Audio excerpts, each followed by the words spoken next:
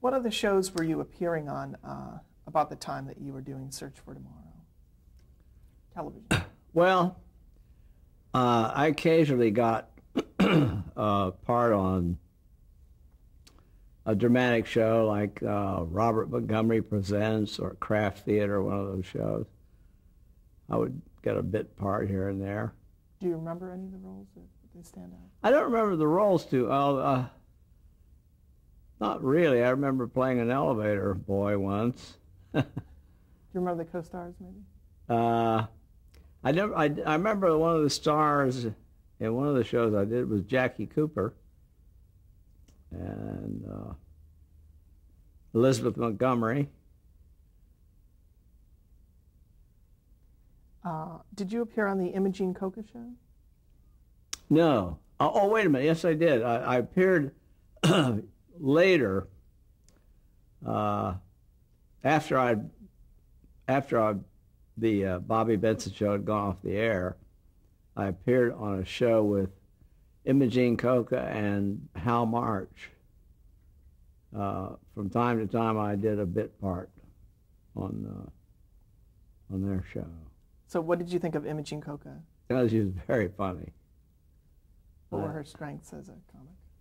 Well, she was just all around good. She was a great mugger, a great time. She was very good. Did you watch television during this time? Did you see your show of shows? Oh, sure. Yeah. In the beginning, strangely enough, I wasn't going to buy a television. Most of us at radio thought TV will never. We'd get warnings from time to time. Television's going to replace radio. We'd say, never will, never will. But as time went on, everybody began to realize that it was going to be TV. And one of the reasons I bought a television set was I was at a party and wandered into a room where they had a television set, and I turned it on. And Ben Blue was on, doing an act. And I thought he was hysterical. I fell down laughing. I thought, I guess I better buy a TV set. Do you remember what kind of set you bought? No, I don't. But this, at this time, this is black and white. Yes. And do you remember the size of the screen or anything about it? Don't remember the size. They were all pretty small then. Now, we were talking earlier, and I had mentioned Howdy Doody, and you said that you hadn't appeared on that show. No. I read that you had a character named Tim Tremble. That's not true. Not that I recall. Did you do any kids' shows on television? Eventually, we did a little thing, a little tab version of the Bobby Benson show. They took some of us over and did that locally on WOR-TV. So I did that. That was a kiddie show. Do you think that was your first appearance on television? Oh no, because that came later in the run. No, I had done. I think the very first appearance was the Arthur Godfrey show, because that was on radio and television. It was simulcast. I see. Now, the character that you sort of played many times is the Nervous Man character. When did you first do that character? Well, that came later. At some point, I don't remember when, I got the idea for this nervous character, and I wrote a monologue. And a friend of mine knew the owner of a club in Manhattan called, what? Can't think of the name. It was a she nightclub anyway. And I went over there and auditioned this nervous guy for the owner of this club. And he thought it was the most boring thing I think he had ever seen. So I put that away. I thought, well, I guess that's no good. And then when I got on Broadway in a play called No Time for Sergeants, got to know the cast pretty well. So one night I thought, I'll try that out on these guys. So I tried it out on them, and they fell down laughing. So I decided to audition around some more, and I took it to the Gary Moore people. Gary Moore had a daytime show then. And they said they liked it, and they had sent me over to see Gary himself, and he liked it, and he put me right on his show. And then and it was a hit. The audience liked it. So then I did the Tonight Show. Steve Allen was doing that. I don't think it was called the Tonight Show then, as I recall, but it was the Tonight Show. It was, the same time, they just hadn't called it that yet. But Steve was the Johnny Carson at that time. And so I did it there, and it was a hit there. So Bill Dana was the one who auditioned me and put me on, and they said, well, if you write another one, bring it around, put you on again. So I did. I wrote another one. It came back, and eventually they put me on. Steve said okay, and they put me on Steve's big Sunday night show. He had a big variety show once a week. So how did this originate? How did you write this?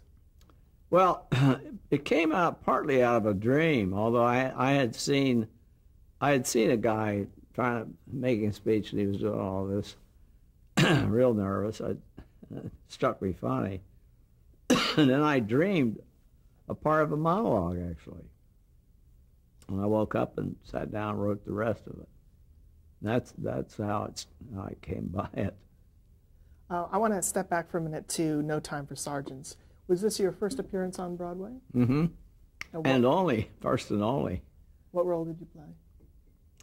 I played two parts. I played a preacher who came out in the beginning and introduced Will Stockdale, who was Andy Griffith. And then... but the main part I played was when he was in the Army and he's going through all these tests, I played a psychologist who had these rings that he had to try to figure out how to take them apart, put them together, and so forth. It was about a 5-minute scene. It was very funny scene. Do you remember the first time you met Andy Griffith? Yeah. I met him at the reading where we first sat down at a table at the Alvin Theater and read down the show. I was very impressed with Andy when I heard him read. I thought he was great. Had you heard his material, his records and things before? No, I hadn't. I didn't know who he was. He was all new to me. I thought he was just stupendous. Now that originally played on television, No Time for Sergeants. Yeah, and I had missed that too.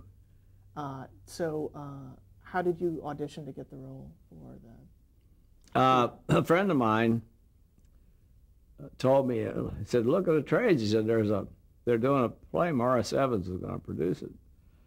He said, they're looking for Southern types. He said, it'll be right down your alley.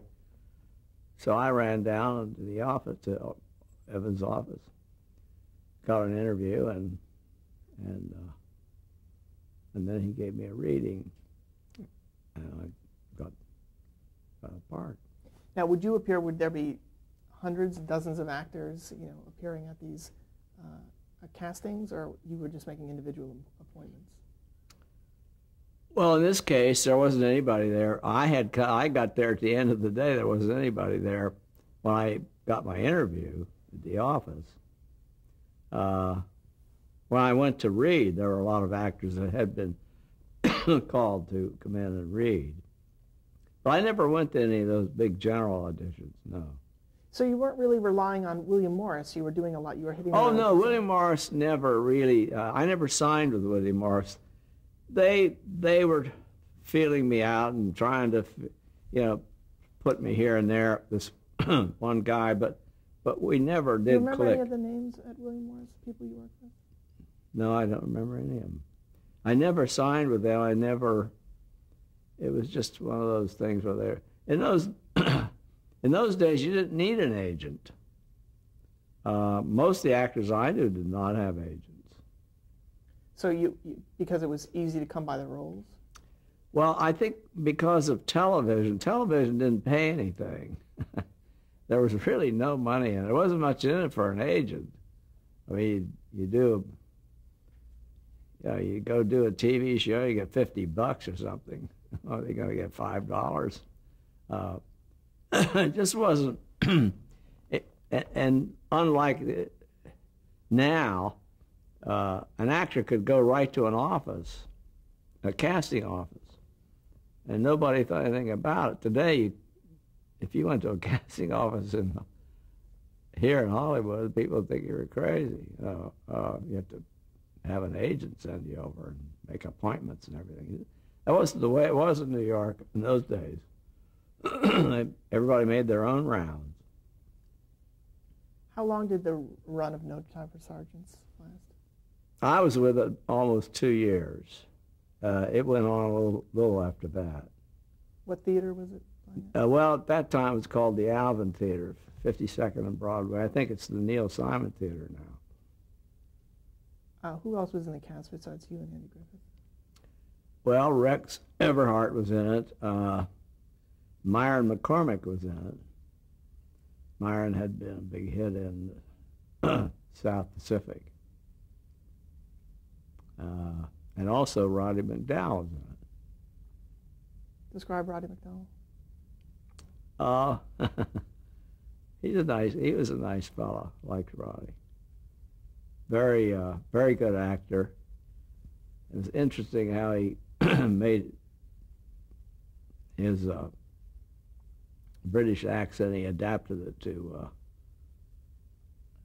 a Southern drawl. Did a good job with it. So, what were your impressions of Andy Griffith as an actor?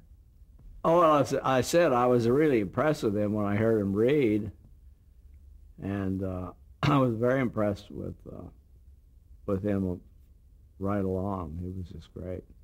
Was he natural, believable? Yeah. We had a funny conversation.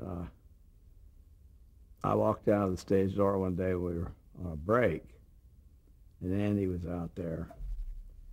And he said, "Can I ask you something?" I said, "Sure." He said, "Were you Wendy Wales on the radio?" I said, "Yeah." He said, "I thought I'd recognize your voice." He said, "I used to listen to that show. I'd be driving from town to town. We was playing clubs, you know." Okay, you were talking a little bit about the Gary Moore show. This was a morning show or a daytime show? It was a daytime show. I don't remember what time it was on. Seems like it was early afternoon or something. Were you appearing in sketches, or were these more monologue appearances? Where? On Gary Moore. Oh no, I just did the Gary Moore show. I brought my nervous character came. I just came in and did a monologue. That's all. So that was the first time that you did the nervous character? Yeah, it was the first time I ever performed a nervous character. Did you work with any of the regulars on that show, Durward Kirby? No, because I don't think he did sketches or anything on that particular show. That was not like his variety show. I did his variety show later, years later. Could you describe Gary Moore for me? Yeah, Gary Moore was a really enthusiastic guy. He was, as a matter of fact, when he put me on the first time, he loved the act. So he said, "I'll tell you what," he said, a guy named Harry Omerly, one of our vice presidents, is supposed to be on the show tomorrow. He said, "I'm going to introduce you as Harry Omerly, and you come out and do this thing. And they'll think you're the vice president. I'm not going to tell anybody in the cast or in the show or anything. I'm not going to tell anybody who you really are, that you're not, Harry.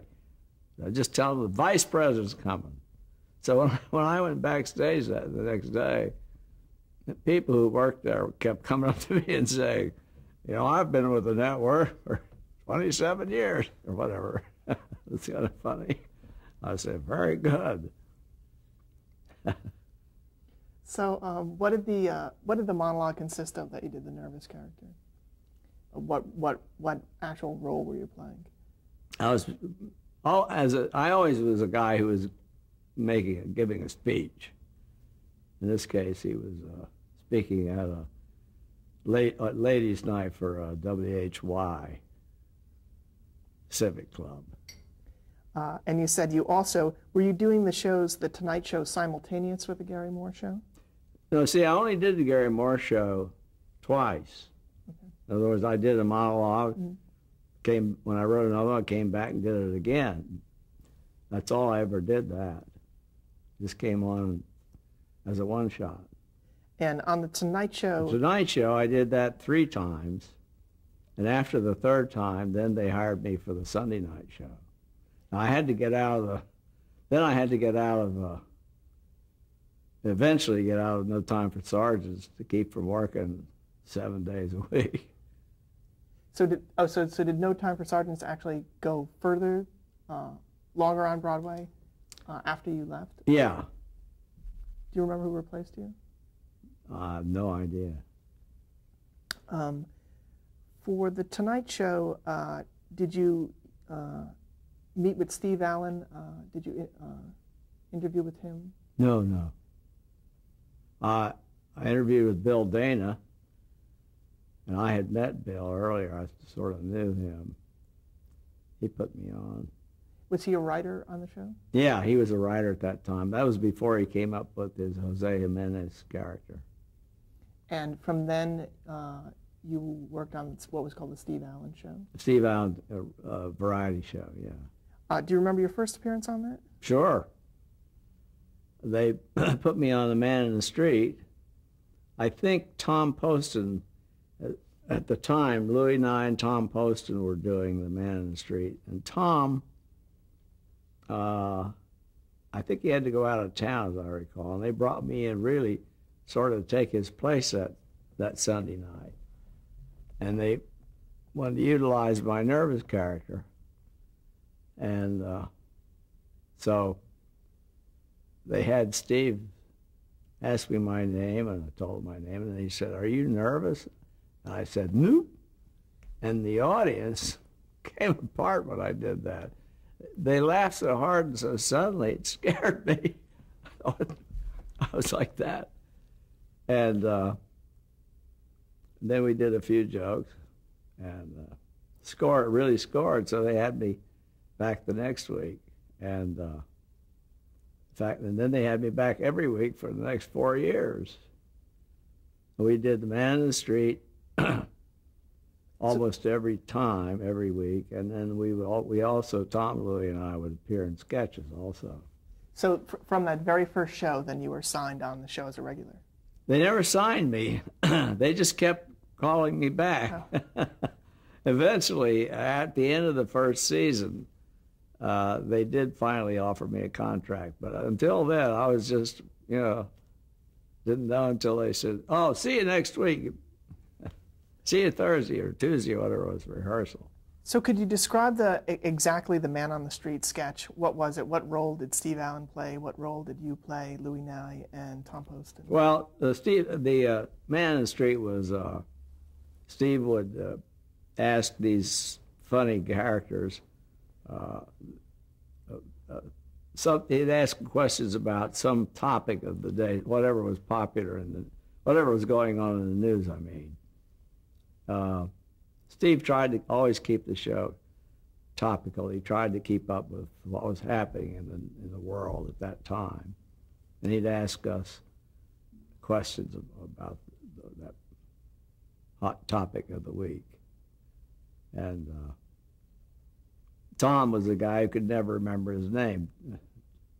Steve would say, "Your name, sir," and Tom would go, "Oh." He could never remember it. And and Louis was the sort of sophisticated, "Hi-ho, Steve Areno," and I was the nervous guy. Those were our characters. Do you remember some of the specific lines that you did, or? Sure, because I wrote some of them. Sometimes they wouldn't come up with what I thought was funny enough lines, so I'd write my own. One of them I remember that I still have people come up to me and they remember this was I said, my name is, we'd always have initials before the name. My name was always Morrison. We'd have initials before. And I said, my name is K.B. Morrison. And I used to work in a dynamite factory. And he'd say, what does the K.B. stand for? I'd say, kerboom. And he said, oh, you used to work there. Don't you work there anymore? I said, it isn't there anymore. I got a huge scream. Let's talk about some of the other sketches that the three of you did that were recurring sketches. There was the one that was the Bureau of Standards. Yeah, they were supposed to be the guys who had to pass on a new product, give our approval of the new product. So what role would Steve Allen play in that sketch? No, this was Louis and Tom and I would do that. Steve was always the guy who fired questions at us. It was always that format, whether it was a Man Street or what. That's how that one worked. Do you remember any of the topics that you guys? I can't remember too much about that one. Can't remember any of the actual jokes. And did you? What are the other sketches that you appeared in with guest stars? Oh, gee, we were in. I don't know. We did hundreds of them. Did you do any impressions, famous people? I used to do. Used to have me do Sinatra.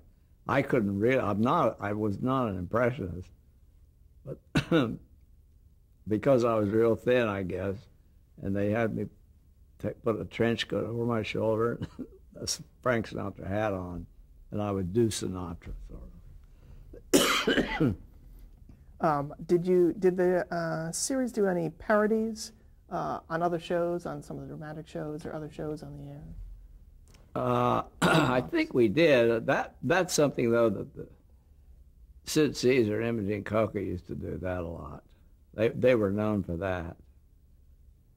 But we did a little of it. Yeah, we did. Trying to think we did some of that. Do you remember any physical comedy that you had to do? Particularly memorable? No, I can't think of anything. We always used to, if we couldn't find a punchline, they'd always say, well, then hit him in the stomach. We used to do that. I would double over. That would be our punchline. All right, let's talk about Steve Allen specifically. What did you think of him personally, and what did you think of him professionally? Well, I thought he was great on the show. And Steve, of course, as everybody knows, is a very intellectual fellow. And it took me a long time to feel comfortable just talking to him. He always seemed brighter than anybody I knew. One of my first funny little memories of Steve was for some reason they invited me into the office one day to sit with writers and Steve about over a little script conference. I don't remember why I was there, but I came in and all these guys and associate producer and the writers were all sitting there facing Steve's desk, but Steve wasn't there at the desk. These guys were talking to the desk. And I thought, what the hell's going on? They're talking to the desk. And then I heard Steve's voice coming from somewhere in that vicinity. And it turned out he was lying on a slam board behind the desk. and he did that a lot. He loved to lie on that slam board to relax. And he held the meeting that way that day. So would you sit and meet with the writers as well? No. I don't know why I was in there, although we would talk with the writers at times, but we didn't have actual meetings that way. Who are some of the writers? Well, when I first went there was Herb Sargent and Stan Burns and Don Hinckley, Bill Dana, and those were the four main guys at that time. And we had other writers come and go, a bunch of them. Did they have specialities? Did somebody do the Man on the Street more often, or? Yeah, I'm not sure. I think the Herb Sargent and Stan Burns did the Man on the Street a lot, but I'm not positive about that. My memory might be wrong there. And when you had an idea, who did you bring it to? Lenny Stern was our head writer, and I would bring it to Leonard. And did they take most of your ideas, or? If it was good, they would, yeah. Fair enough. Now, there were a lot of sort of eclectic guest stars. Steve Allen would have writers, and one day, or Lenny Bruce the next day, and Three Stooges. Were there any people who made a big impression on you among the guest stars? Oh, golly. Yeah, a bunch of them did. I remember Errol Flynn cracked me up because he thought everything was so. He had a great sense of humor. We did a sketch. We did What's My Line, and there were three of us in a line. You know, Errol Flynn said, "My name is Errol Flynn," and so on and so on. And then at the end of the line, I was, "My name is Errol Flynn." He cracked up when I did that. They said, "Well, the real Errol Flynn, stand up." And I stood up. That was one of our sketches. Another sketch that you did a lot was the quote-unquote crazy shots sketches. Oh, Could you describe what that is? Well, they weren't sketches.